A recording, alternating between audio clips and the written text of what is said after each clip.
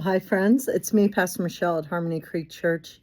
And let's continue to hear about troublemakers, particularly good troublemakers. So today we're going to hear about the Geneva Declaration of the Rights of the Child. So the only international language in the world is a child's cry, said the English humanitarian about the suffering of children in war zones.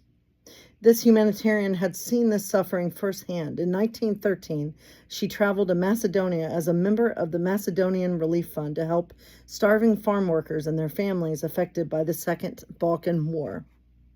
After World War I ended in 1918, this humanitarian and her sister started the Fight the Famine Council to end the Allied naval blockade on Germany and Austria-Hungary.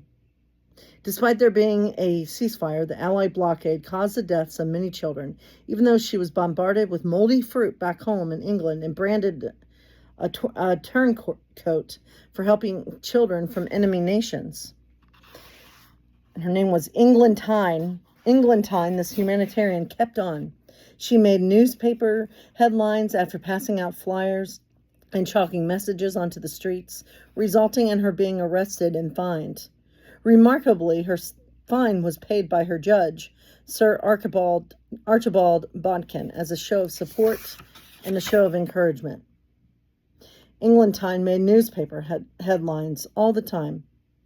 Now, roused by this experience, she put the research and planning skills she learned in college into developing the Fight the Famine Council, earning the nickname White Flame from her friends for her burning devotion to the cause. The success of their campaign motivated the sisters to create the Save the Children International Union in 1920. In 1921, she chartered the SS Torcello, a cargo steamer full of 600 tons of life-saving food and medical supplies to help children affected by unrest and hunger in Russia. Then in 1923, she made history when she wrote a powerful document defending the importance of children's rights called the Geneva Declaration of the Rights of the Child. A year later, it received approval from the League of Nations, an international organization founded after World War I to promote peace and cooperation among countries. Her proclamation marked the first time that the basic rights of children to food protection from abuse and access to education was recognized in international law.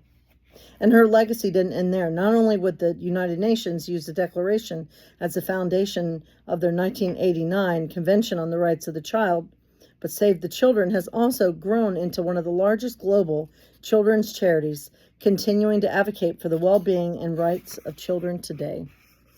So, my friends, let's continue being good troublemakers.